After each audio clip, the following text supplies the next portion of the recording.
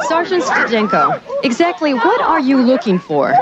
Dope, drugs, weed, grass, toot, smack, quackers, uppers, downers, all arounders. You name it, we want it. You want to call something a crisis? We have the prohibition crisis, because a lot of this drug use would be a whole lot safer if it was in an open, legal market, as opposed to in the underground. Welcome to the Social Exchange. Today I spoke with Dr. Jeffrey Singer. Dr. Singer is a senior fellow at the Cato Institute, and he works in the Department of Health Policy Studies. He is principal and founder of Valley Surgical Clinics, the largest and oldest group private surgical practice in Arizona. Dr. Singer writes and speaks extensively on regional and national public policy, with a specific focus on the areas of healthcare policy, the harmful effects of drug prohibition, and how harm reduction can help. We talked about all these concepts today and more. We hope you enjoy. I'm here with Dr. Jeffrey Singer. Jeff, thank you for joining me today. Happy to be here.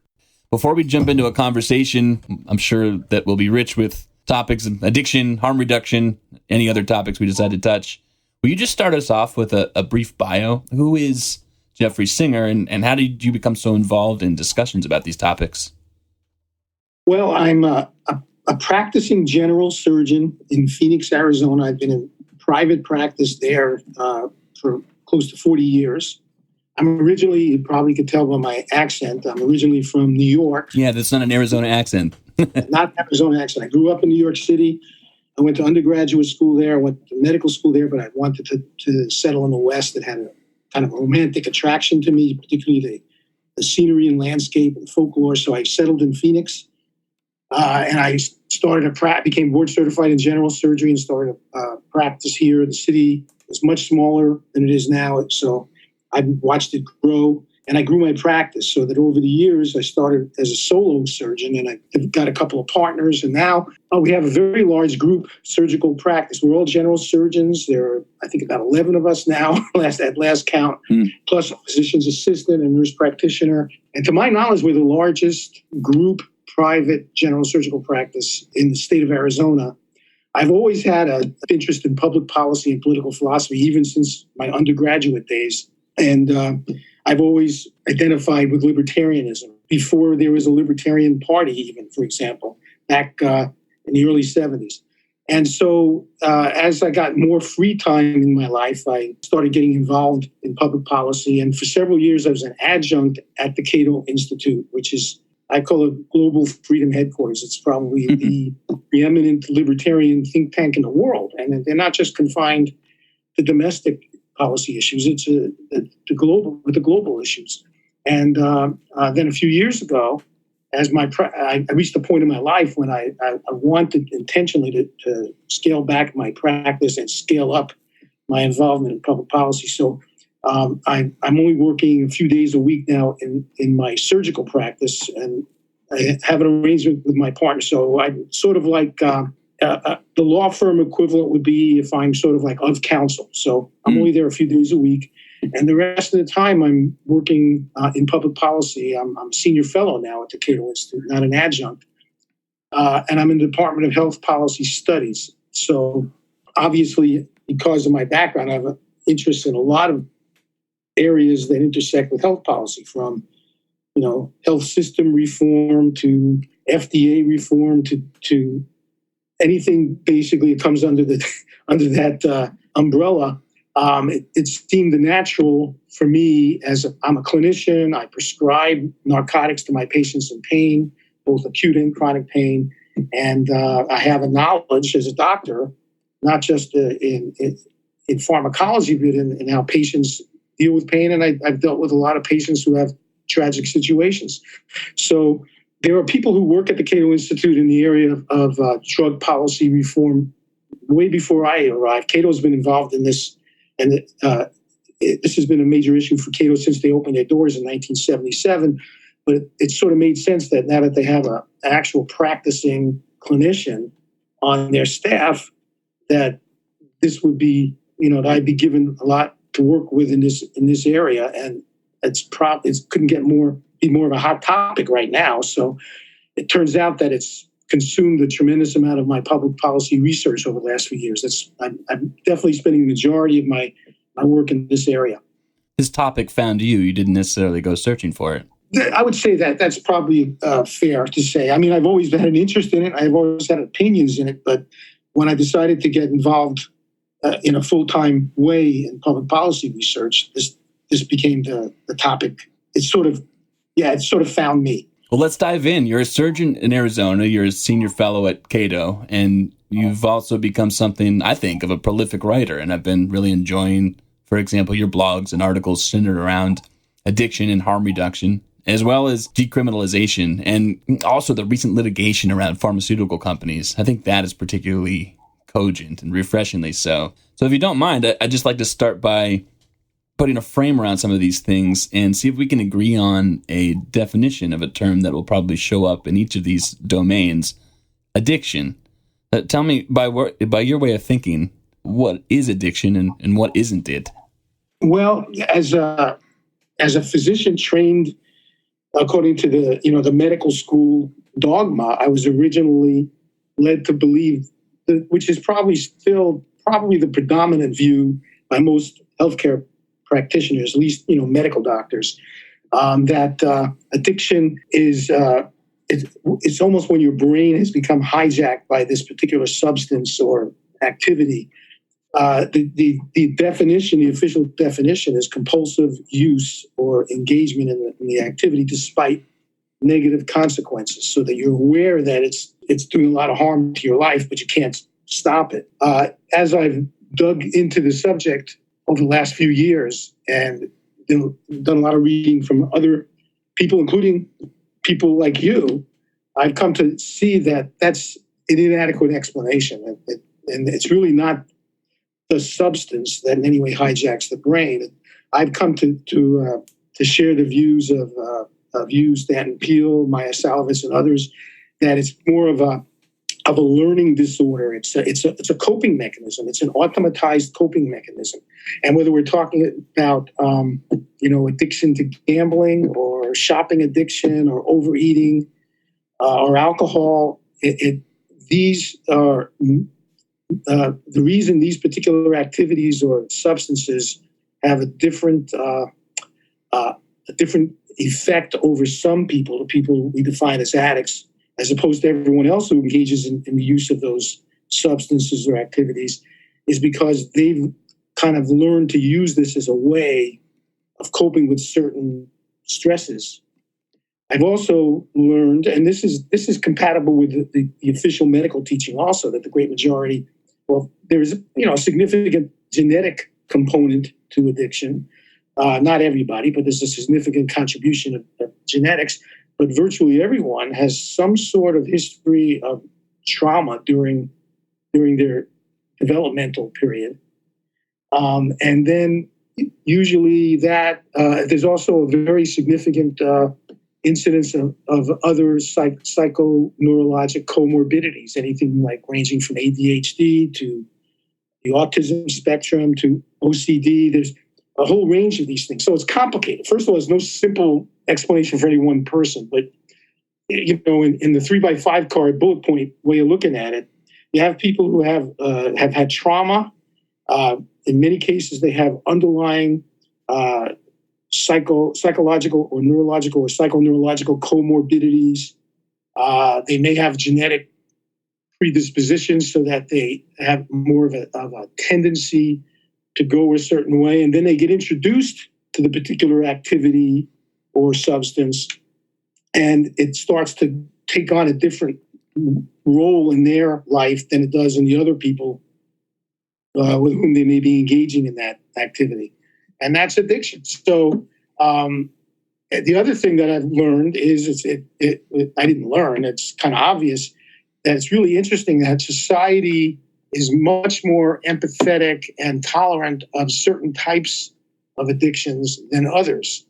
So, for example, even though most healthcare practitioners would advise people against tobacco smoking because it can create a lot of health problems, nevertheless, they're much more. They don't look at people who are addicted to nicotine and can't stop themselves from smoking tobacco. They don't look at them as evil, as depraved, And they actually, in most cases, feel for them. They don't say, don't treat their COPD, don't treat their asthma, don't do anything about their lung cancer. They deserve this. If you treat that, then you're just enabling them and other people to keep smoking tobacco. They don't do that. They feel terrible for what's happened, and they try to help them. But then with other kind of particular substances, such as cocaine or heroin, opioids in general, we don't seem to have that attitude. Same thing with alcohol. There's so many people among us that have an alcohol problem, and many times we suspect that maybe they're people who we live with or love, or maybe they're coworkers too. We just suspect they show up for work and they smell from alcohol, or they're certainly not under the influence when they arrive for work. And maybe if we care about them, we talk to them about it, but they want us to back away. And we, as long as it's not interfering with their performance or their relationships with us, we don't consider them evil. We care about them. We consider them as people. But then other substances, these are not people. These are evil. These are people we cannot enable. We cannot help them because they're bad. I think there's a large racial component to that. I think it's obvious. If you look at the history of prohibition, drug prohibition in this country, it's almost always been started with drugs that are associated with minorities or people in the margins of the mainstream of society.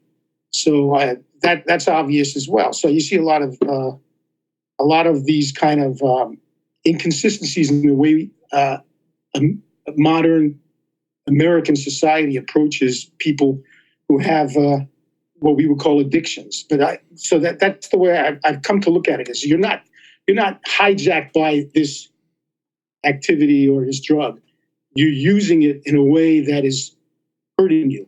And so therefore, if we want to, also another thing that I've learned over the years is that almost a great majority of the harms that are rendered on people who are engaging in the use of substances that are illicit are a result of the fact that they're illicit.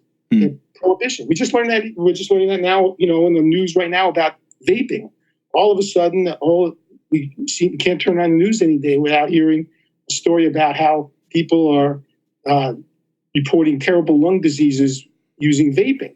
But now we learn almost every case we can find so far relates to people who bought the media that they're vaping with in the underground illegal market rather than through the legal market. Yeah. So, when people, whether or not you have a tobacco addiction or alcohol addiction, if you go to the store to buy a package of cigarettes, you're not concerned that it could be laced with fentanyl or some other toxic substance. Or when you go to the store to buy a bottle of, let's say, bourbon, and if it says it's 40% alcohol, you're not saying, I wonder if they're lying to me and it's really 90% alcohol. And I wonder if it's really not made with corn. I wonder if it's got some arsenic in it. That never even occurs to us because it's legal. It's regulated in an open market. We have legal recourses to take if it turns out we've been, harmed or defrauded. But when you're dealing with the underground market, all bets are off. You don't know what you're getting. You're not sure of how much.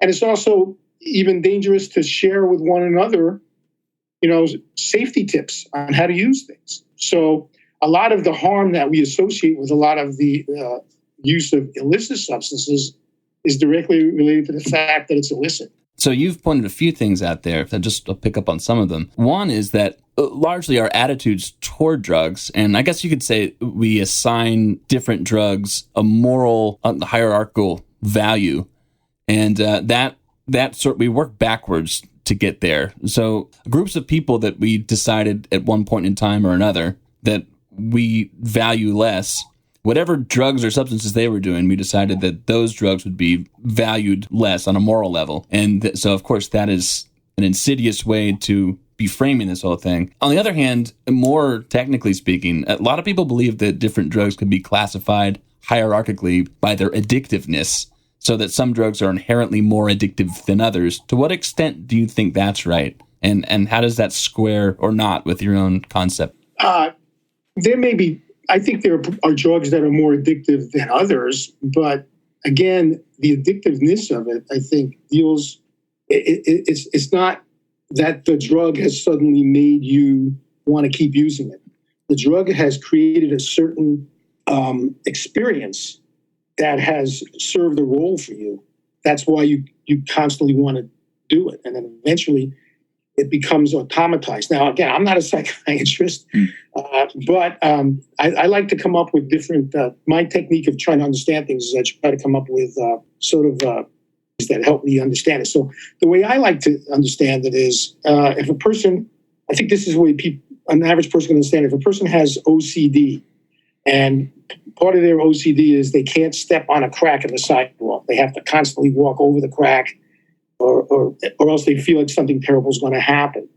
And well, that's sort of, again, that's an automatized behavior. So let's say that person realizes this is ridiculous. It's making me take extra long to get where I want to go. It's inconvenient. I got to stop doing this. So the next crack I come to, I'm going to step right on that crack. I don't care the feeling I get. I'm going to make myself step on the crack, and then they just can't because they're just about to, but then they can't because they feel almost like something terrible is going to happen.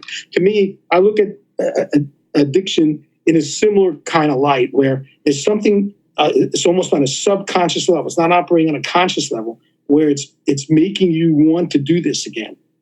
And you know, I think the goal. If people want to overcome their addiction, and that's another thing, by the way, I don't necessarily think we need to treat addiction unless the person wants to have their addiction treated. And there are a lot of people who accommodate their addiction to a productive life and a meaningful life. But let's say they realize that it's causing a lot of harm in their life and they want to do something about it. I think the most practical way is to try to, first of all, get it. It's very difficult to ask that person to stop completely, to abstain, because of what I just described, for example, in that step on the crack analogy.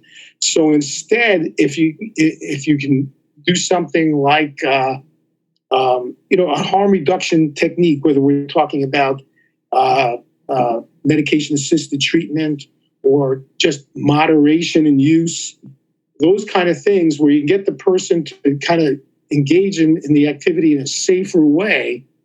And then you need to really kind of spend a lot of time trying to investigate what it is that is responsible, why this person needs to use these things, these behaviors or substances to cope. What is it that's triggering it? And try to understand almost in an objective way, almost like you're outside of your own body looking at what's going on, understand what's happening, and then develop different tools to cope with what you've been coping with that is you don't want to use anymore. I think that's the way to get there. But I also, for example, my field, surgery, one of the icons of modern surgery, William Halsted, they call him the father of American surgery. He taught at Johns Hopkins, and he worked into the late 1920s or so. Much of the technique we have to this day was developed by him. Several operations were developed by him. He actually invented the residency program that we still have today, the whole concept of residencies. Well, we know that he was a morphine addict for most of his productive life. It was kept kind of quiet. The people who were close to him knew about it, and they helped keep it private and secret. It wasn't known until after he retired that for many, many years he was a morphine addict. He originally was a cocaine addict. It was, I'm sure you're aware of this, back in the early 20th century, it was thought that you could treat cocaine addiction by replacing it with morphine addiction. So his colleagues at Johns Hopkins had a famous intervention with him. They took him on an ocean cruise because they saw his heavy cocaine use and they were concerned about him. And he came back as a morphine addict. And that's where he was until he died at a ripe old age, and we learned about it afterwards. And then recently there was an op-ed in the Wall Street Journal about, I think it was in July, by Timothy McMahon King. He's got a book coming out right now called Addiction Nation. and which he talked about the famous British statesman William Wilberforce, who was largely responsible for ending the slave trade in Great Britain in the early 19th century. And he was an opium addict. And all of his friends and colleagues knew about it. But again, it was kept kind of quiet because there was a stigma attached.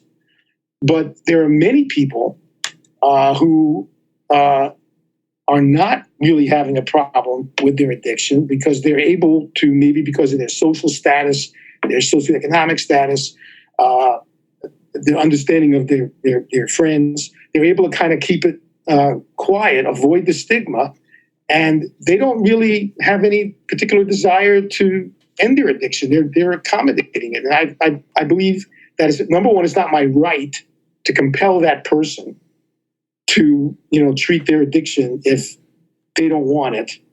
And number two, I believe that there are a lot of people who, if they're comfortable with it, the only reason to want to treat the addiction is if they've determined that it's doing them harm and they don't want to do it anymore.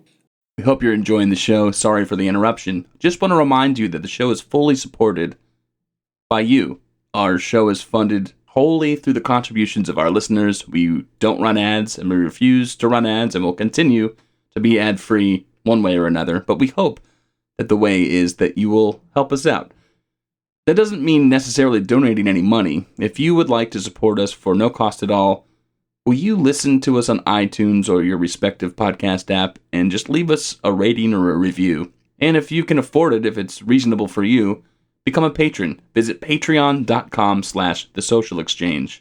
For as little as $2 a month, you will have early access to every single one of our shows that are published and many other rewards. If you're thinking about donating, but you're not quite sure what this is all about, you can just check it out for free at patreon.com/thesocialexchange. That's patreon.com/thesocialexchange. Thank you to all of our new patrons, Sherry Chandler, Dee-Dee Stout, Christopher Hanlon, André Pampel, Rick Barnett, Inigo, and Earle, Jon, Laila Ferguson, Mary Kay Villaverde, Nancy, Michelle, Jon Holt, Regina Ferguson, Tim Tucker, Christian, Kathleen Cochran, Marjorie Israel, Diane T., Trevor, Tom and Linda Rhodes, and Susan Matthew. Thank you all so much for making the show possible. And if you want to join the list and you'd like to help support this show, please visit patreon.com/thesocialexchange. Now enjoy the rest of this interview with Dr. Jeffrey Singer. Are you using the term addiction interchangeably with drug use in that scenario? Actually, I was meaning addiction, but you could also use it interchangeably with drug use because, as we all know, I think it was upwards of 80 to 90% of people who engage in the use of currently illicit drugs in their adult life don't become addicted. Right. They use it socially and they don't develop any addiction problems. So you could use it in either sense, as far as I'm concerned. Like William Halstead or William Wilberforce, they were addicted. So I maybe don't want to linger too much on this because, as you said, there's a lot to unpack, and you're pointing out some key inconsistencies with a standard narrative compared to what you and I are trying to have a more constructive conversation about. But if I could just do some sort of a Socratic kind of reflection. So on one hand, you're saying addiction is not only not limited to interactions with a drug, but whether a person becomes addicted is really contingent upon culture, temporal context. This isn't something that's written in the stars. And on the other hand, you are granting that there's a coherent claim to be made about a genetic predisposition. I mean, it's almost like, on one hand, we're saying we could have a lucid and productive conversation about addiction without ever mentioning anything biomedical. And then on the other hand, we could talk about genetic predisposition. And this isn't necessarily a contradiction, but I wonder how you reconcile or just absorb these two seemingly different ideas that you've just generated. I don't think they're contradictory. I think the more we're learning about genetics, we're learning a lot of things are, there's a certain way we're wired, but that doesn't take away free will. That they're just different people may have different tendencies or traits where they have a predisposition to go a certain way, but that doesn't mean they're going to. It doesn't mean they don't have control over it. It's just one ingredient, one component. Yeah, yes, of course it's complicated. I don't want to get us stuck in like a genetic bog here. I would be interested if you want to go down the road, but Otherwise, if you point me to literature, I haven't seen a really coherent claim about genetics in terms of practical applications of genetic predisposition to something like addiction and how that, how we can do something meaningful that's helpful around the problem. So I don't know if you have any examples of that, well, or if it's... I'm influenced by the medical literature. Sure, I don't have any particular studies I can give you off the top of my head, but I've read in numerous articles that, their studies suggest anywhere from a 40% to maybe up to 60% genetic component to addiction. But then there's at least, 40 to 60% that don't have a genetic component. So it doesn't necessarily, it's not required. Let's see if we can apply any of this moving forward. There's plenty to discuss. The opioid crisis. We're both aware of this term and the narrative around it, and we both strongly disagree with the framing, I think.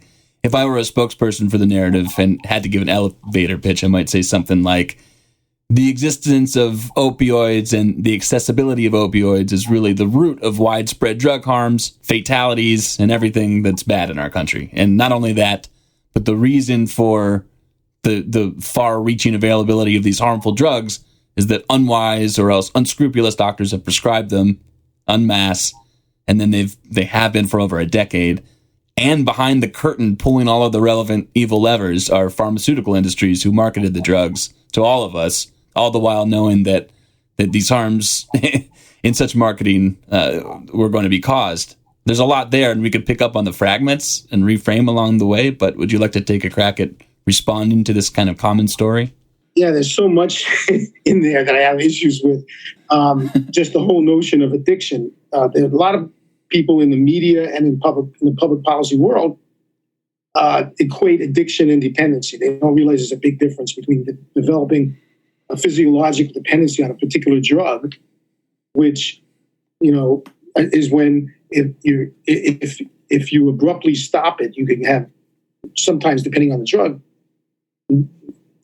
possibly fatal withdrawal symptoms because your physiology is adjusted to the presence of the drug. That's a dependency. That's not necessarily addiction, because as we talked about, addiction is when is continued use despite negative consequences.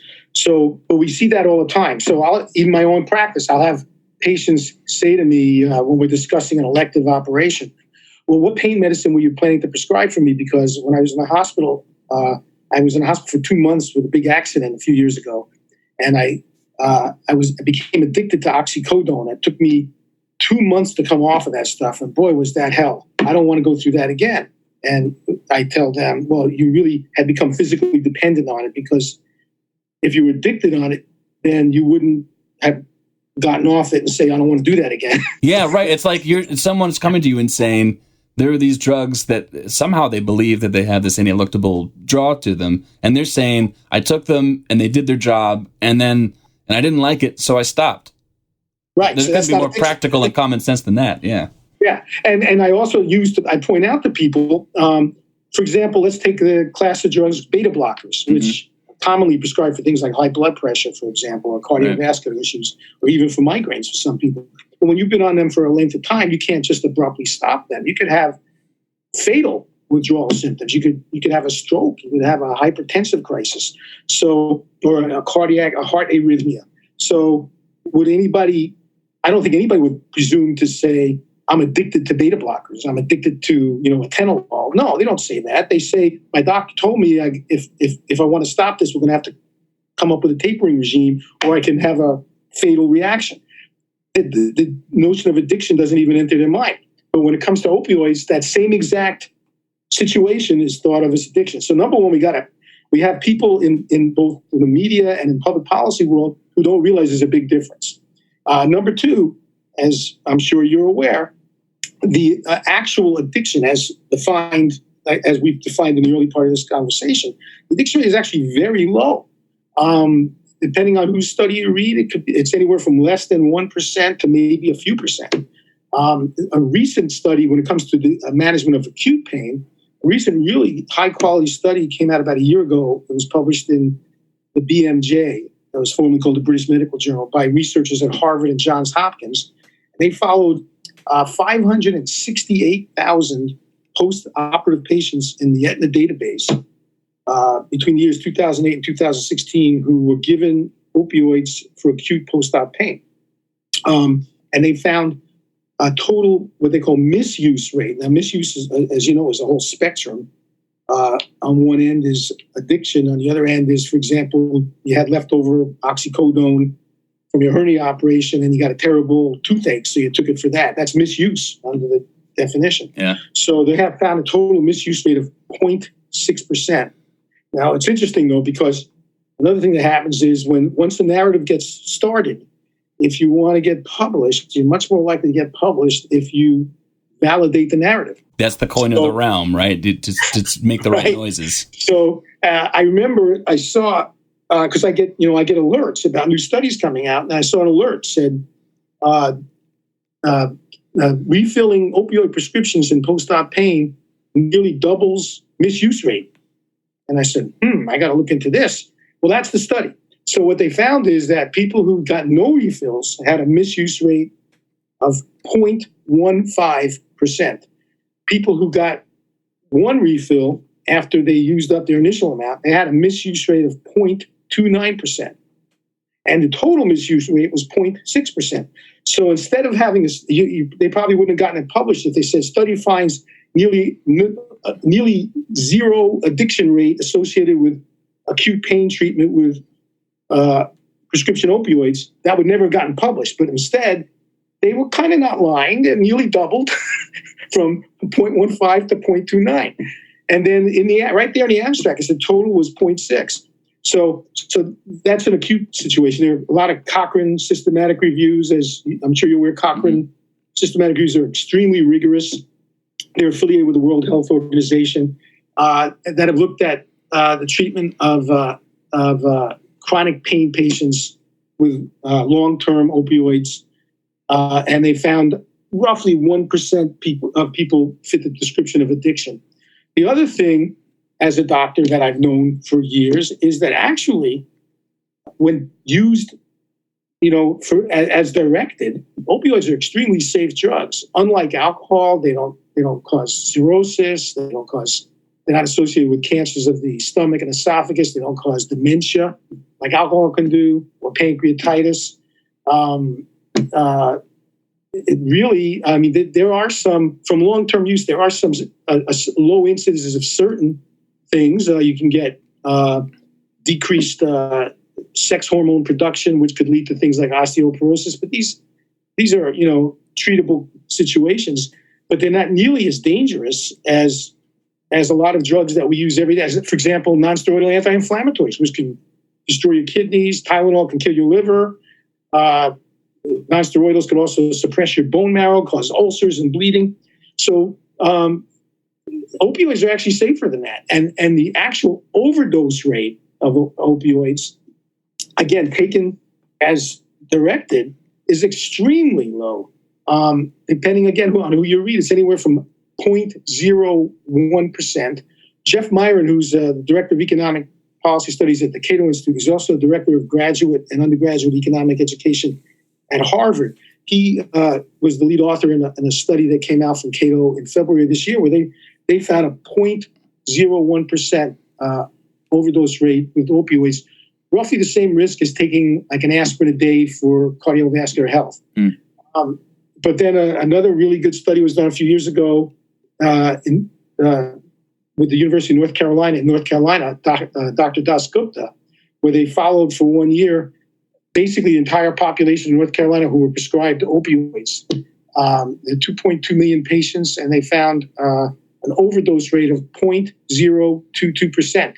But of those, over 60% had multiple other drugs in their system, such as alcohol, benzodiazepines, and the like. And in fact, study after study has shown that the majority of people who overdose from prescription opioids, these are people who are not been using under medical direction. They've been non-medical users, and they almost always overdose because they've been using other drugs along with it, which are dangerous in combination. So that's number one. Just with that kind of background, when I hear these kind of hysterical things in the press, it always gets my back up. Yeah, well, you just opened a new can of worms too. We should maybe just mention for a moment, or you're talking about how there's a counter narrative that's somewhat robust. I mean, it's not like studies haven't been done, but you sort of have to know how to look for truth in these studies. So what does it say? I mean, how should we feel that the people we rely on to be sense-making institutions won't even accept, and ostensibly a scientific paper or analysis if it doesn't make the right noises, if it won't generate reasonable headlines, or if it makes us feel uncomfortable? Yeah, that's a separate issue. In fact, John Ioannidis, a professor at Stanford University, he wrote a paper almost more than 10 years ago now where he looked at roughly 50% of the medical studies that came out this century were subsequently found to be wrong. And so there's a tendency, unfortunately, in the peer-reviewed medical literature now for the editors of peer-reviewed journals to be more interested in generating headlines. And, they want to get, in the common parlance, they're looking for clicks. Yeah. So if your finding is going to say something that is surely going to get attention, you're much more likely to get it published. And you're also seeing it's become very uncommon for people to try to do replicative studies, which used to be the benchmark of the scientific method. When somebody finds something, right, you want other people to see if they find the same thing because you want to know if maybe you're wrong. Prove me wrong. Very few replicative studies right now in the scientific literature. Yeah, it's just nobody's interested in that. So getting back to the original. So first, right. The narrative right now is that these evil drug companies were behind convincing doctors that opioids had a very low addiction potential when used in the medical setting and a very low overdose potential. And they hooked our young white middle-class people on opioids. And now look at the mess they created. And it's understandable people looking for simple explanations. They're always looking for a scapegoat, for an easy explanation. But if you look at the action, if you really dig into it, first of all, throughout the 70s and 80s and into the 90s, there were numerous studies, not just that one so-called letter to the editor that you hear about all these time in the press, but numerous serious studies suggesting that we were under-medicating people for pain. I was trained in the 70s during the height of President Nixon's war on drugs. We were indoctrinated into us that these drugs were dangerous. And so did the general public. So I could remember in the early 1980s making post-surgical rounds on my patients, and they would be visibly in pain. Rapid pulse, they look pasty, they're sweating, and I'd say, did you let the nurse know you're in pain because I have morphine ordered for you? And they'd come back with, no, I don't want to become addicted. And I said, don't worry about that. You're not going to become addicted if you use it for this. Don't worry. So you had it on both sides of the bed. The doctor and the patient had this opiophobia. And so by the late 80s, early 90s, all of us were becoming convinced that we need to lighten up about this because we were under-medicating pain. We had this irrational fear of opioids. So even though the narrative is that we were convinced this by Purdue Pharma, for example, Purdue Pharma didn't even come out with OxyContin until 1996. Yeah. But during the 80s, we already saw a surge in prescriptions of hydrocodone and oxycodone because we were starting to get the message that we need to overcome this irrational fear. There was even some litigation against doctors for underprescribing opioids at that time, right? Yeah. Now, a lot of doctors who are not into this issue like I am, a lot of them, they really feel almost like they're getting whiplash. I hear this from them. I run into them in the lounge at the hospital. They say, first they're yelling at me for not treating pain. Now they're yelling at me for treating pain. I don't know what to do. And I'm reading these stories in the papers, guys getting arrested. Some of them are being sentenced to life in prison. I'm just afraid to prescribe anything now. That's what I'm hearing, and we're seeing that. This is really impacting patients. And I can understand, their bewilderment and fear. In fact, I'm nervous too. I'm being watched by these same prescription drug monitoring boards as all my other colleagues are. So anyway, they come up with this narrative. But meanwhile, if you look at the data, and I invite people to go in a Journal of Pain Research in February of this year, I published a paper along with Jacob Sullum, who's the senior editor of Reason Magazine, and Dr. Michael Shatman, who's a professor at Tufts University. This is a peer-reviewed medical journal where we looked at the data that's provided by the CDC as well as the National Survey on Drug Use and Health. And without getting too much into the weeds, the data showed that as long as the national survey has been taken so far, past months non-medical use of what they call prescription pain reliever by persons aged 12 and up has been basically unchanged, a stable, relatively flat line since they started taking this in 2002. And also past year diagnosed with what they call prescription pain reliever use disorder. They later changed that to opioid use disorder. Again, flat line. So meanwhile, during that lengthy period, going back to 2002, first the volume of prescription opioids per 100 population doubled during that period. Then, because of the interventions, mainly by the government, that decided that we were overprescribing, since 2012, the prescription volume peaked and it's come down, a high dose has come down over 60% since then. So meanwhile, if you look at what's happened, the non-medical use and the pain reliever use disorder numbers have been unaffected by any of this stuff. But we've seen the overdose rate skyrocket. And so I've been saying all along that there's a population of people. I mean, you can come up with anecdotes about somebody who broke his leg and then was prescribed oxycodone for his pain, and then he ended up starting using it when he didn't need it, et cetera, et cetera. Yeah, and no doubt there are those anecdotes. But the great majority of people who are dying from overdoses are non-medical users who are using these drugs in the underground market, almost always with other drugs as well, such as cocaine, alcohol, benzodiazepines. During the early part of this century and the late part of the last century, the preferred drug that they were using was what we call diverted prescription painkillers. And as a doctor, by the way, if somebody came up to me and said, I'm going to be using recreationally a drug, I could use this bottle of oxycodone that I stole from my grandmother's medicine cabinet, or I could use this little bag of heroin that this guy sold me. What would you prefer I use, doctor? I'm going to use one of them. I'd say, use that prescription pain bottle because I know what's in there. You don't know what's in that bag of heroin you bought. So just from a purely a doctor's standpoint, caring about people not dying, it was actually better that they were using diverted pharmaceutical grade prescription opioids. So once we decided that it was the prescription opioids that were the source of the problem and started clamping down on the prescriptions, that just made the non-medical users migrate to the next thing. So first they started migrating to heroin, and now heroin and fentanyl. But fentanyl, to my understanding, and from what I've been reading about this, and there's been a lot of good work done about this, I'm sure you know, by Dr. Dan Ciccarone at UCSF, it's mainly viewed as a contaminant by most heroin users, right. And also by cocaine users. But now we got that's the predominant cause. In fact, in 2017, 75% of all opioid-related overdose deaths were either heroin or fentanyl. And if you want to know what percentage were prescription pain relievers that did not involve other drugs, such as heroin, fentanyl, cocaine, alcohol, et cetera, it came in at less than 10%. And that's all in our paper that was in the Journal of Pain Research. So now, of course, nobody's talking about this, but there's a new, what some people call a fourth wave, which is methamphetamine and stimulants. That's back. Back in 2011, the CDC reported roughly 1,800 overdose deaths related to methamphetamine. In 2017, it was up to 10,000. But didn't we cure that back in 2005 when we made Sudafed behind the counter? Oh, wait.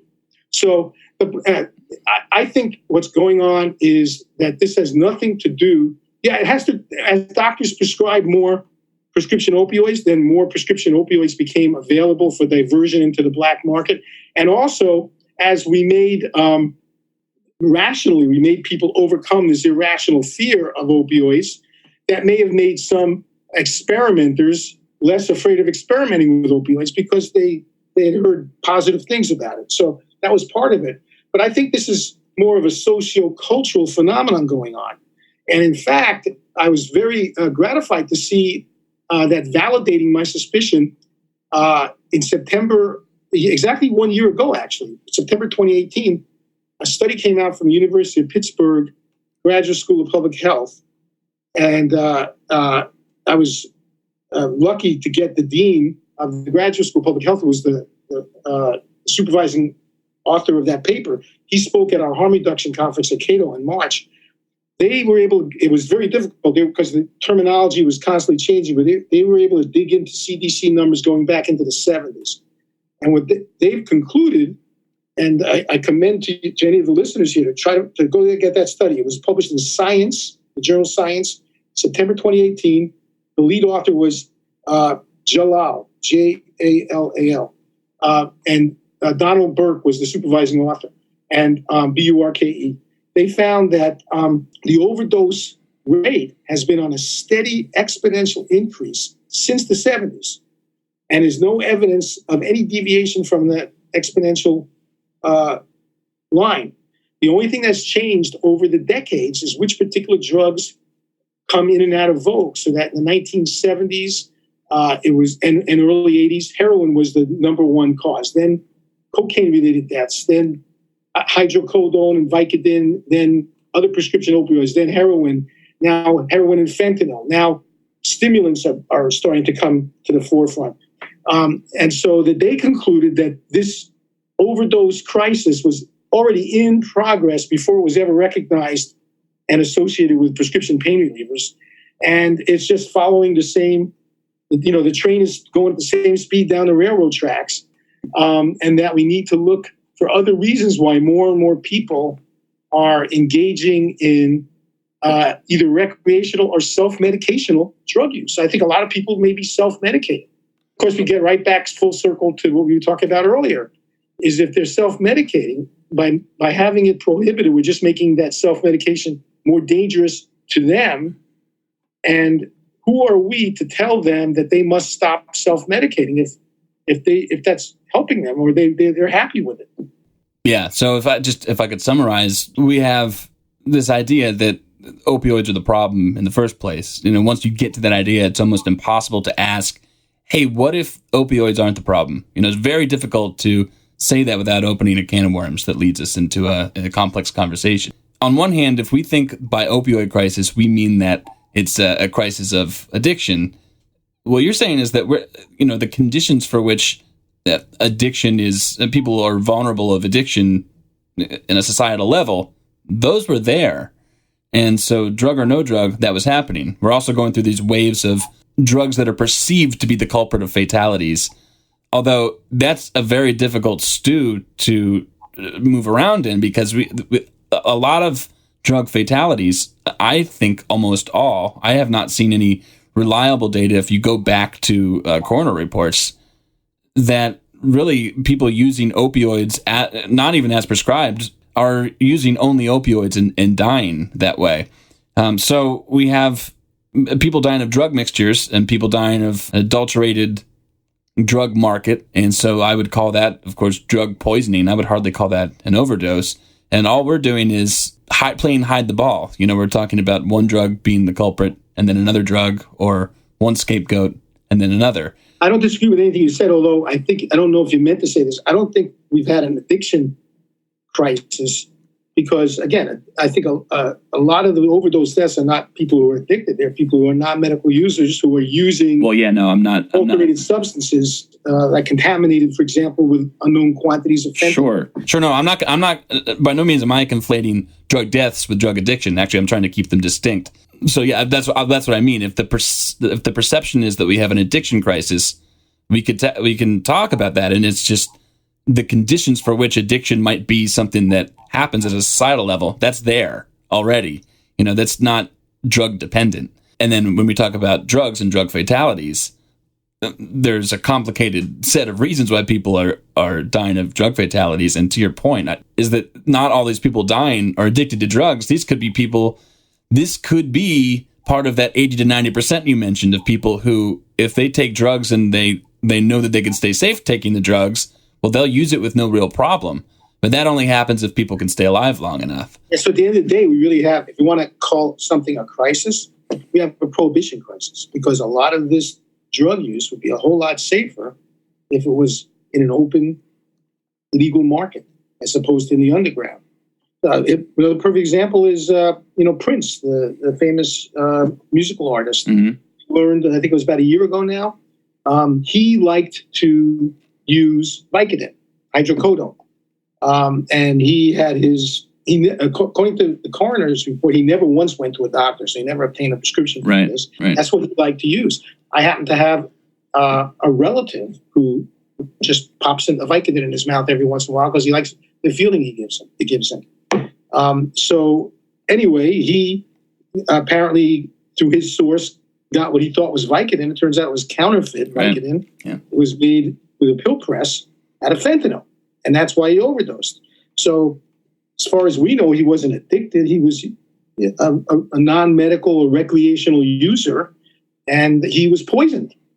So again, if you really want to find something to blame, and I've written articles about this, if you want to blame somebody, I mean, I'm not here to defend the pharmaceutical companies' marketing techniques. They're not sympathetic figures. That's not what I don't want to be misconstrued as being like a shill for them or anything like that. But I'm just saying you're deluding yourself. When I say yourself, I'm talking about the people who are doing this. If you think that they caused this and that extracting money from them is going to solve the problem, all you're going to do is maybe further your career in politics, and get a couple of scalps and maybe feel better short term, and also in the process maybe make it harder for people who need pain medicine to get pain medicine, because a lot of the pharmaceutical companies are just going to get out of that business. It's too risky. But in the meantime, you're looking at the wrong cause. The cause is prohibition. There's a separate thing going on, which is it seems as if there are more and more people, percentage-wise, as a percentage of the population, who are engaging in either self-medication or recreational drug use. And that's a separate question. We could ask ourselves, why is that? And is that even necessarily bad? But what's making it deadly is prohibition. Let me put it in this context. At the end of the day, there's no realistic way. If there were, then there would be no ethical way to rid people of their desire to change their states of mind, nor their desires to take drugs in order to achieve that mind state. And so you've said previously that what's left in terms of measurable outcome that we should want is the reduction of harm, drug-related harm in this case. Definitely. And I really think that it's probably a human trait to want to alter, your consciousness from time to time. I mean, you even read Homer talked about opium. Since as far as we could tell, different, even to this day, some hunter-gatherer civilizations, they come up with mind-altering drugs, and even some animals, right? Cats like catnip. I think isn't there some sort of, I forget the name of it, the weed that horses like. I think they call it loco weed, I think. Oh, I don't know, probably. but at least as far as I know, mammals, I can't say other types of life forms, but there seems to be evidence that mammals enjoy altering their consciousness from time to time. It's, instead of fighting that, if you're really concerned, the reason people should be concerned about the overdose crisis is because people are dying. That's what they should be worrying about. That's what they should be upset about, that people are dying. They shouldn't be upset that people are engaging in a behavior that they personally don't approve of or don't do. That's irrelevant. If you're really concerned, if you really claim to be a humanitarian, then your concern should be that people are dying. Right. And there's some simple things you could do to make that less likely to happen, and that's harm reduction. You're considering drug decriminalization as a sort of societal policy form of harm reduction. Right, and it's working in places like Portugal, for example. Obviously, there are political realities. So ideally, legalization would be better than decriminalization. Mm-hmm. Because decriminalization is still dealing with technically illegal substances. So you're still having to obtain them on an underground market. You can't necessarily be sure of what's in it. And you have no recourse if it turns out that you were dealt harm by what you bought. But at least all of the resources that are going into right now locking these people up are going to go into making it more readily available for them to get harm reduction. Yeah. And people could more openly share information about safe usage and things like that. But legalization is even better because with legalization, like I gave the example before, when you go buy a pack of cigarettes or a bottle of liquor, it's legal. So you're not worried that it's laced with something. I think you and I, we were agreeing that pharmaceutical industries, on the other hand, by going after them, suing them, we're chasing the wrong dog. But when you relate it all to the reduction of harm, if that's our goal and wanted outcome, it seems like the whole idea of suing drug companies is actually in a totally different universe in terms of desired outcome. We kind of know that we're not reducing harm by going after them. So that pushes maybe, I don't know if this is the right way to say it, but more of a vindictive one. Like, we want justice served. You know, it's an understandable human reaction, isn't it? I mean, you see that in a lot of situations. So I could understand it. And also people want simple explanations and simple, like, this is the bad guy and this is the good guy. But actually they may ultimately be doing more harm because, like I say, they may be driving the pharmaceutical companies out of the pain medicine business because they want to take a chance. And then people are going to suffer. Another way in which they've done harm is, and I had a policy analysis come out on this back in February 2018 called Abuse Deterrent Opioids and the Law of Unintended Consequences. And now this, again, has a lot to do, it's a combination of things. So regulatory policies or patent laws and the zeitgeist right now. So in 2010, OxyContin was about to lose its patent and a bunch of generics were about to come on board. And by this time, it was, it was in the front pages about the overdose crisis. So Purdue came out with an abuse deterrent formulation that couldn't be crushed if you wanted to crush it to snort it. Right, yeah. And if you wanted to dissolve it to inject it, you couldn't do that either because it being very gelatinous and not suitable. And so they came out with this abuse deterrent opioid. The FDA approved it. That allowed them to extend their patent because they had a substantial modification to their product, their formulation, which kept them in a sort of monopoly situation. Right. Those are the way the patent laws work, and this is with a lot of things, including EpiPen. They know how to stay relevant. That. Yeah. So meanwhile, what we've learned, and there have been a number of very convincing studies on this, there's basically, with the advent of abuse deterrent OxyContin, non-medical users of diverted OxyContin just migrated right over to heroin. In fact, one group of researchers out of, I think, Notre Dame and Boston University, and I cite them in my policy analysis, they found a 1-to-1 substitution of heroin for abuse deterrent OxyContin. Yeah. Meanwhile, the FDA and all of the people in the policy world have encouraged the opioid manufacturers to make more of them. So we're seeing more and more abuse deterrent formulations come online, and the pharmaceutical companies are saying, great, you're giving me a reason to extend my patent. I love this. So they're happy to oblige. And in many states, legislatures are passing laws saying that you have to fill the abuse deterrent formulation. That's the only type you could fill if a patient is prescribed an opioid. Well, that means that the patient's got to pay more for the opioid because, and this is a patient who wasn't really interested in snorting it or injecting it, but they got to pay more for it, even if they don't want an abuse deterrent formulation, because it's the only kind they can get. In the meantime, again, it's not the people who are using it to treat their pain, they're not in any way being benefited by these abuse deterrent formulations coming online. Right. But the non-medical users, they've already moved on. They're not even using that anymore. They're using heroin and fentanyl. We're fighting the last war. So culturally, we're suffering from a focusing illusion over and over again. Right. We're always like a couple of drugs behind. Right. So we're trying to, again, continue to restrict prescription pain pills. In fact, the governor of my state about a few weeks ago issued a press release boasting that since they put in their opioid policy in Arizona, they've gotten prescriptions down, I think, 18%.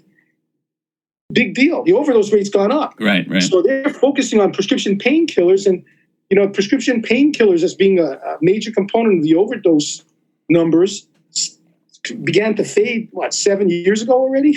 Yeah. Yeah. I've given up on trying to convince people who are just on a crusade against drug companies that they're doing the wrong thing. The best I can do is harm reduction with respect to bad ideas there.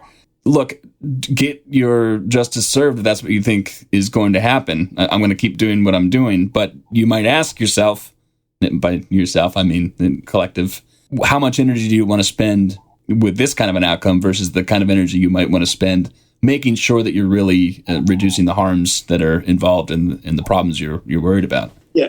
As long as we talk about harm reduction, if there's a way to kind of get, I don't know if you wanted to go on this topic. Yeah. But when I'm in Washington on behalf of the Cato Institute, oftentimes I get meetings with different legislative staffers, and they're looking for kind of politically doable harm reduction interventions that they could push, that are politically realistic. And there are a couple of things that, to me, are low-hanging fruit. First of all, naloxone availability. So it's a prescription drug, according to the FDA. To this day, it's still a prescription-only drug. And now, every one of the 50 states has come up with some sort of workaround where either they have allowed the pharmacist to be the prescriber, because the states could still legally decide who prescribes, or the state medical director, who happens to be a physician, gives a standing order to pharmacists saying, if a person comes up to you and wants it, I'll be the prescribing doctor. You can give it to them. Meanwhile, the FDA itself, for a few years now, has said, this is suitable for use by non-trained, non-professional people. First responders are using it. We're distributing it to all sorts of caregivers. It's ripe for making over the counter. We invite the manufacturers to petition us to make it over the counter. And because even though you can get it this way, because of the stigma attached with opioid use, a lot of people don't avail themselves of going up to the pharmacy counter and saying, I'm on opioids, could I have naloxone? Yeah. For that reason, they made it over the counter in Australia and in Italy. Well, the pharmaceutical companies have not petitioned, but according to the law, the commissioner doesn't have to wait for them to petition. He could just say, I'm moving this over the counter. Or Congress can do that, but nobody's doing that. Also, when it comes to medication-assisted treatment, we have this thing called the X waiver, where doctors have to take this 8-hour course and are given quotas of how many patients they could treat with medication-assisted treatment using buprenorphine. Yet, they could prescribe much more potent opioids without having to get a waiver and do an 8-hour course. In other countries, like in Europe, particularly France, doctors who are interested in treating people for opioid use disorder just start writing prescriptions for buprenorphine. They don't need to get an X waiver. So we can get rid of and there actually are 2 bipartisan bills in Congress right now that would get rid of the X waiver. So that's another thing that we could do. And then when it comes to methadone treatment, which has been around since the 60s and is probably the least controversial of medication-assisted treatment, we have these archaic rules where the DEA is regulating the methadone clinics, and the person has to come and take it in your presence because obviously if you're an addict, you're evil and cannot be trusted. You're manipulative. So you have to take it in front of them. And if you're living in a remote area, you can't drive 100 miles each way to come take your methadone. And not only that, but the regulations are so strict that there are much fewer clinics than there could be. But in the UK, in Canada, in Australia, and in France, since the 1970s, any doctor, any primary care physician who's interested in treating people with opioid use disorder with methadone could just do it. They don't have to have a clinic. They can write a prescription for them. And the irony of it is methadone is a well-known painkiller. It was invented by the Germans in the 1930s. And when I have, let's say, a cancer patient in a hospital room having trouble controlling their pain, there's no problem with me prescribing methadone for that. So I have it's perfectly legal. I just can't prescribe methadone for withdrawal on management the basis of for opioid use disorder. And there's a problem there too. The fact is, we seem to be just so incapable of changing our attitudes around what we think about drugs. Like in the case of methadone and Suboxone, buprenorphine, we should be able to think about those drugs as drugs that people can take if they choose, and if the reason that they choose to do it is because they can't do other drugs legally or in some sort of a consistent way. So that's one thing, but just we wrap it up in this disease concept. So sometimes it's not that, well, you're a drug user, you're evil and you can't be trusted. It's more like you're a drug user, you're hijacked and you can't be trusted. Not that you're a bad guy, no hard feelings. It's just that, we know you're diseased. I see no way forward or ignoring, if we're going to be serious about reducing harms, that we really do need more laissez-faire drug laws across the board. I know you're talking about incremental steps. I'm just, saying that while it's on my mind. It's like... Yeah, but I'm just saying, I get asked by staffers, senators and representatives, Sure. what can you do? Well, well, here's something that should be relatively non-controversial that you could do. It's kind of waiting for you to do it. Right. So that's what I'm saying. What I mean is that makes so much sense to me that it's almost like, God, did you really need to explain that to them? Right. Then again, what I see is someone like you thoughtfully explaining this concept to someone like a senator asking, what can I do in terms of harm reduction?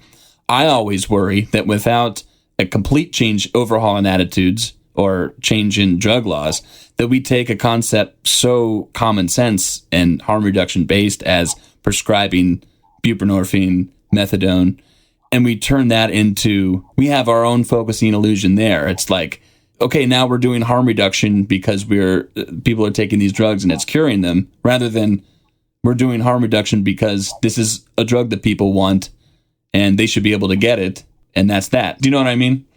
Yeah. No, I know it completely. It gets back to what we were saying earlier on, which is,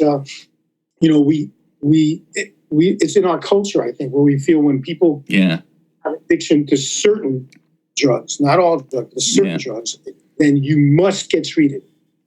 So I'm great at eating up time with incredible guests and indulging in my own most pressing interests. But while I have you, and while there's still a bit of time, anything that you'd like to discuss that we haven't so far? I'm sure there's a million things. Well, I'd like people to know about a couple of conferences that are coming up at the Cato Institute that I organized. Yeah, please. I'm up for anything. And mention those and mention ways to find them and links and stuff like that, and I'll put them all in the show notes.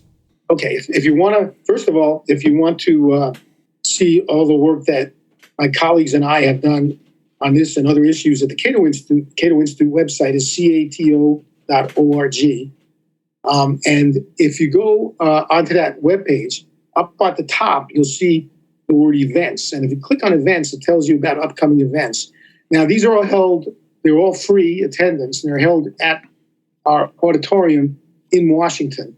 Obviously, not everybody can fly to Washington for all these events, but fortunately, they're also live streamed, so you could register to live stream it. Then shortly after that, they're archived, so you could watch it if your schedule didn't allow you to be there to live stream it. So one that's coming up on October 3rd that I've organized is called Patients, Privacy, and PDMPs. And the subtitle is Exploring the Impact of Prescription Drug Monitoring Programs.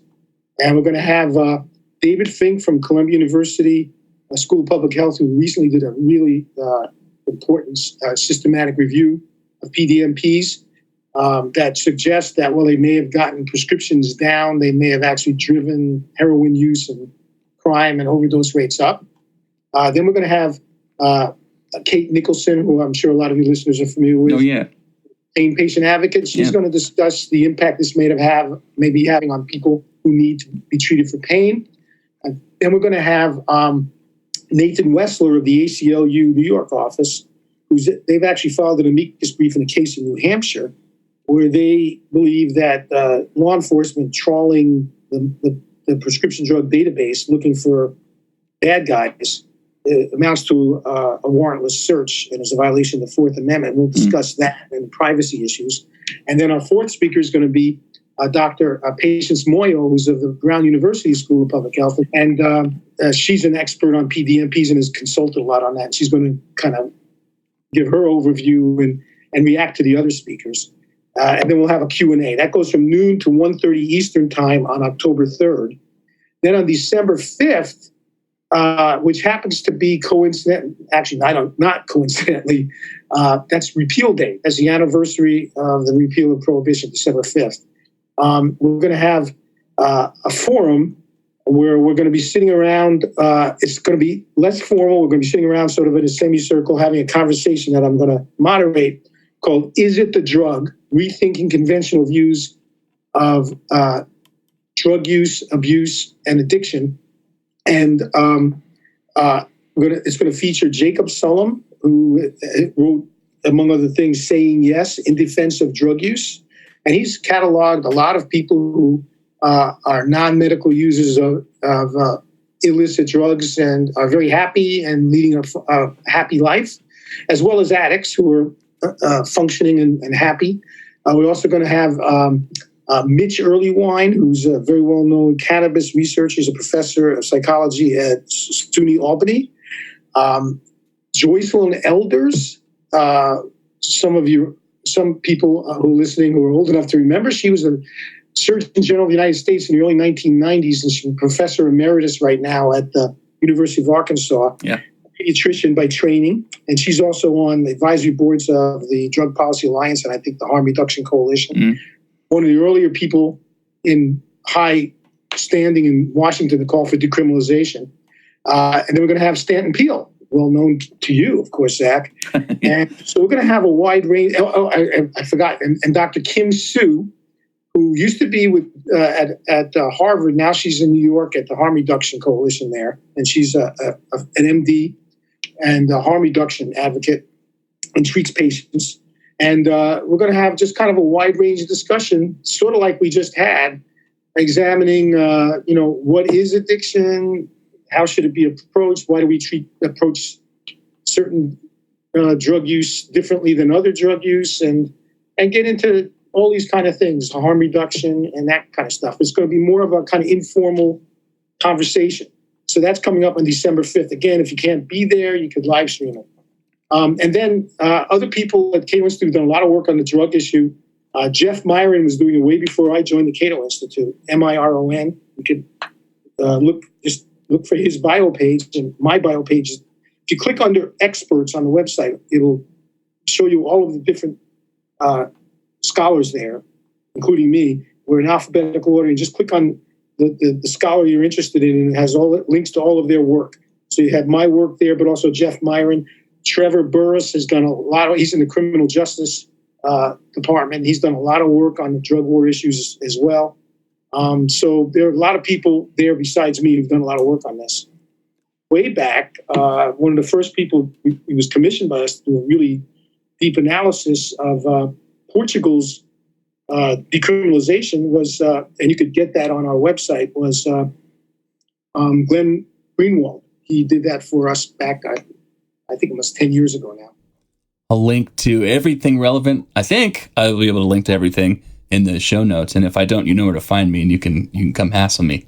Dr. Jeffrey Singer, I'm so happy that I've discovered you and your work. And while you're doing a lot of work and a lot of really important work, and I love the way that you think about these issues, and not just the way that you think about them as a good libertarian individual, but the way that you're networking and making a lot of voices and bringing them to the forefront. I'm really grateful that you've taken the time to speak with me and to listeners today. It's been a great pleasure. Thank you. It's been a pleasure. Thank you. Let's do it again soon. Yes, let's keep in touch.